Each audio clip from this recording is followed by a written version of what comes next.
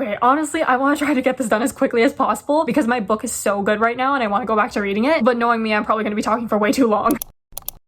So we're going to be talking about some of my all-time favorite books. More specifically, we're going to be talking about the books I would sell my soul to read for the first time again. Meaning like, yes, I would sell my soul just to have like my memory wiped, clean slate, read the book all over again. I was very nitpicky for the books in this video. I have about 10 here. Most of these are series, so when I am talking about the first book in these series, I do mean I wish to have my memory wiped to read the entire series again. So we are just going to get started. So the first book we have on here is Keeper of the Lost Days by Shannon Messenger. This was like the series that got me into long series. I think there's like 11 or 12 books out now. Still waiting for the final book to come out too, which is crazy to think about considering I started reading this in grade 7 and I'm in my second year of university right now, about to finish my second year. So it's been like 8-9 years since I started this, I think. I believe there's 9 books in the main series and then like 2 or 3 novellas. So these books are about a girl named Sophie, and in the first book, in the beginning, she lives in the human world, but she secretly has these telepathic powers that she hasn't told anyone about, until one day this guy named Fitz approaches her and kind of tests her to see whether she's human or not. Turns out she's not. She's an elf, and so Fitz ends up taking her to the world of elves and magical creatures where she finds more people like her with special abilities. But obviously, main character, there's something different about her compared to the other elves, and so when she arrives, a bunch of chaotic things just start happening to her and she has no clue why. I was genuinely so happy when I found this. It was like one of those books in the bookstore. I saw how many books were in the series and I was just like, oh my god, I'm gonna be obsessed with this for so long, and I was, and I still am. Like grade 7 me was on such a high when I first started reading this. It's also one of those series where you don't know who the main love interest is in the first book. It's a subplot romance, slow burn too. It's also like a slight love triangle in the beginning, but it becomes more obvious who the main love interest is as you keep reading. The love triangle definitely fooled me every now and then though, but there was this one guy I was rooting for. Also, there's like a giant friend group, kind of found family. I also liked how every single person had their unique power, because there's so many powers in this world, not too much, but like enough where there's a variety. And it's also like the main friend group fighting against an evil organization. A bit of an academic setting too, where they go to like this magical school. First book I would say is more about passing school, and the other books are more about surviving and like fighting against the enemy. Obviously, I'm still waiting for the last book to come out. I'm scared, but I'm also excited to see how it's gonna end. But I also don't know whether the next book that's coming out is gonna be the last one, so we'll see, I guess. Also, with the romance, literally nothing happens until book 9, chapter 42, I think. It was so worth it waiting that long. Next book is The Raven Boys by Maggie Stiefvater. So there's 4 books in the series, and they're about a girl named Blue and then 4 other boys, Gansey, Adam, Ronan, and Noah, I think. So Gansey is kind of dragging his 3 friends along to go search for this lost mythical king. And then with Blue, one day she kind of walks into this churchyard thing and sees Gansey's spirit. Like again, he's not dead or anything, he's looking for the king. And so Blue and Gansey obviously meet, and Blue is kind of drawn to him and gets dragged into their mess of going to look for the lost king. I love this friend group so much though. Definitely a character driven book. It's almost like to get into this friend group you need a rite of passage. It's also one of those friend groups that you look at from afar and are just like, I want to be a part of that so badly, but you know you can't because they're all so close. Also, this is fantasy. I don't know if I was clear about that. The fantasy element in these books is weird. Like it's completely vibes. Like obviously there's spirits, kind of ghosts, a magical forest, and then Blue has this curse on her where she's destined to kill her true love. So obviously there's a romance in here because of that. Subplot slow burn as well. Literally nothing happens with the romance until the 3rd book, and it was barely anything, just like hand holding. You also don't know who the main love interest is in the first book. Personally, out of the 4 guys, my favorite was Gansey. There's also like a side couple in here that was hinted at in the 2nd book, I think. I really like them too because they really got me thinking, is this going to happen or not? And then it ended up happening and I was so happy. So multiple romances, multiple POVs. Next book is Skyward by Brandon Sanderson. Oh my god, this book gave me like an adrenaline rush when I first read it. More specifically in the series though, my favorites were the first book and then the novellas, specifically Sunreach. So these books are about a girl named Spencer, and she's always wanted to become a pilot like her father, but the thing is her father was known as a coward, and so her family doesn't have the best reputation. So because of that, her chances of becoming a pilot aren't too high, until one day she finds this cave with this talking plane in it, and it kind of gives her that chance to go to flight school and become a pilot. In this book, humans are also trapped on this planet and humanity is almost extinct, and they're trying to fight these aliens that are trying to kill them. In the first book, Brandon Sanderson really did not hesitate to kill off characters, and the action scenes were so good. Plus, once again, subplot romance in the first book. You really didn't know whether that was going to happen or not until the 2nd book. And then the novellas in the series, oh my god, Sunreached was so good. Plus the other two of the novellas had like these little subplot slow burn romances going on. And then I feel like Spencer's character development in these books was so good. We also get to see like different types of aliens in these books and different planets. I also think we're getting another branch off series for Skyward. It was at the end of the last book saying there would be more, so I'm so excited for that. Next book, The Foxhole Court by Nora Sakovic, the All for the Game series. I was so obsessed with these books. There's 5 5 books out right now waiting for the 6th book to come out, but the first trilogy is about our main character Neil, and he's running away from his really crazy father until one day this coach approaches him and is like, will you join my Xe team? Xe is like this made up sport in this world, and obviously Neil accepts. He goes to that university to play Xe, meets like all his teammates, found family, and once again I was obsessed with the romance in these books. The found family in these books were so good though, because they all each had like their own traumas, but they were able to be there for each other when they needed it and talk about it. And this is also like one of those friend groups where you need a rite of passage to get into. Then the second trilogy in this series, the one about Jean, the Sunshine Court, those have been so good too. Like just Jean's healing journey and then him making friends. It's so heartwarming to read about. He also has his little romance going on in his trilogy, but nothing's happened yet. Literally nothing happens with Nora Sakovic's romances until the last book. Also this sport, Xe, I was so invested when I was reading the series, and it's literally not a real sport. And I think the way each and every single friendship develops and forms in these books is probably one of my favorite parts. Also, Neil and Jean are such different characters, but I've loved every single one of these books that I've read. I can't wait for the 6th book to come out. Also, someone told me that 2 more books were coming out in this series, and I'm so excited because apparently they might be about Kevin. I'm so glad it's not going to be over after this because I was so scared it was going to end after the 6th book. Honestly, I'm hoping Nora Sakovic just keeps writing about these characters in this world forever. Next book, Renegades by Marissa Meyer. This is literally the series that got me out of a 2-year reading slump. Like after I bought and read the first book, I would not read anything else in between. I refused. So these books are about 2 main characters, Nova and Adrian. Dual POV. Nova is on the villain side and Adrian is on the hero side. It's like in this dystopian fantasy world, and every single person has their different power. The renegades in this world are like the superheroes. So one day Nova kind of decides to infiltrate the renegades to get information on them and find a way to defeat them from the inside. And Adrian is like putting together this team. And so when he sees Nova at the auditions, he obviously hires her. I love the secret identity in these books though. Plus, obviously, there's a romance between Nova and Adrian. This is a trilogy too. I think the first book was probably my favorite because I don't know, it was just the team getting to know each other and then Nova trying to figure out a way to keep her identity hidden. The superpowers in this too. I'm really a fan of different characters having different powers. And then the plot twist at the end of this series, it was so good. This is probably the main trilogy I recommend to everyone if they're getting into reading or getting back into reading. Next book I've talked about way too much, so I'm going to try to be quick about this. It's Heaven Official's Blessing by Mo Sheng Tongshu. So we only have one POV in this book. It's like our main character who's this outcast god, and then the love interest is the Ghost King. Such a slow burn romance. I don't really know how to describe this series as a whole. It's 8 books, but it's basically fantasy, a lot of mystery, just living life, also a lot of plot twists. Like it really keeps you on your toes. And then the traumatic backstory, like so much of it. Honestly, reading this, it feels really relaxing, but when the intense moments come in, they're so good. And let me tell you, this romance goes on for 800 years. I love the main character in this book. Also, the side characters are so good. And then the main love interest, obviously. And just the way like the different plots were written. Also, quite a few action scenes as well. And when I read these books, I finished one and then I immediately wanted to go to the next one. Like it was that good. And then when I finished, I was so sad and didn't know what to do with myself. Next book, She Gets the Girl by Rachel Lippincott. This was the book that got me into contemporary romance. I think it's the only standalone on this list. So the 2 main characters in this book are Alex and Molly. Alex is like the very social type, but she also broke up with her girlfriend right before she went off to college. And then Molly is the shy type and she has a crush on this girl named Cora. So one day Alex and Molly meet at this party. They don't really like each other too much in the beginning, but Alex agrees to help Molly get with her crush Cora if Molly puts in a good word to Alex's ex-girlfriend who's coming to visit her soon at college, because sadly Alex wants to get back together with her in the beginning. Just the little moments in this book, them hanging out, them getting to know each other, them just eating and cooking together, it made me so happy. I was freaking out every single time they just interacted. It was also one of those books where I didn't want it to end. Like if there was 500 more pages, I would want to read them. There's also a novella coming out for this book during Christmas time and I'm so excited for it. Also, this is so random, but this is the book that made me start watching Winona Earp because it was mentioned in here. This one's also dual POV, which I think makes it even better. Oh wait, actually there's 2 authors to this book. It's Rachel Lippincott and Alison Derrick. They've actually been writing a couple books together, which makes me so happy. Next book, This Savage Song by V.E. Schwab. This was the book that got me into V.E. Schwab fantasy books. So this one's a duology, dual POV. It's about 2 main characters, August and Kate, and the city they live in is kind of split into 2 sides. So August's side with his family is trying to fight against the monsters, and then the side with Kate and her father is trying to use the monsters to their advantage. So they are supposed to be enemies, but it's more like secret identity enemies in the beginning, because when they first meet, they don't know who each other is, and then one of them finds out who the other is, they kind of go after the other one, and then this common enemy shows up that forces them to work together. I love the bleacher scenes in this book though, and I say that all the time. Just a couple hanging out together makes me so happy, because with the bleacher scenes, it was just them talking and getting to know each other without knowing who the other actually is. Also, August is a monster, Kate is a human, so it's a romance between a monster and a human. The monsters in this world were so interesting though, because they're created from like tragic events, and there's so many different types. I feel like V.E. Schwab's worlds and magic systems are always so interesting. Plus, I got so attached to these characters. The next book is Six of Crows by Lee Bardugo. So this one's a fantasy book, duology, multiple POV, also multiple couples, and it's basically about this group of 6 people who are trying to pull off a heist. With these books though, I did not have a favorite POV. They were all my favorite. Although I will say my favorite couple in here was Jesper and Wyland. The found family in this duology is probably my favorite. Also, the Grishaverse in general is just really interesting. I also love the dynamics between all the characters, and then like the way you become attached to every single one of them. Okay, and then the final book we have on the list is Cinder by Marissa Meyer. This is a 4-book series. I think this is the first series ever that I really became obsessed with. This is one of those series where I was reading like a book a day. It flew by so quickly. So each book in the series kind of features a different main character. The first book is about Cinder, who's a cyborg. Also, each book is based off of like a different fairy tale. So the first book is based off of Cinderella, obviously. And Cinder is forced to work as a mechanic to earn money for her stepmother. And through her work, one day she meets Prince Kai. And obviously through that first encounter, they kind of develop like this friendship. These books are set in like this fantasy sci-fi dystopian world. And so there are also these people called Lunars that live on a different planet. And the Lunar Queen is trying to force Kai to marry her. And obviously the Lunar Queen is evil. And so they're trying to stop her and everything from like taking over the earth or whatever. I loved all these books though. I think my favorite though was Cress, which is the 3rd book. And obviously because each book features a different main character, there's multiple romances. I feel like my favorite couple in these books though was probably Kai and Cinder. I don't know, I got so attached to them. I'm also like a really big fan of fairy tale retellings, which is probably why I love the series so much, because this is one of the first fairy tale retelling series I ever read. There's also 2 novellas in this series where we kind of got to see the villain backstory and then the main character's happy ending. But yeah, that is the last book on this list. I feel like these are all books you guys have heard me talk about before, like way too much, but I feel like that's fitting for a video like this. At least I'm consistent. And yeah, I think that's all for this video. Leave down in the comments if there's any books you guys want to reread for the first time again. And yeah, that's pretty much it. I hope you guys enjoyed and I hope to see you in the next one. Bye!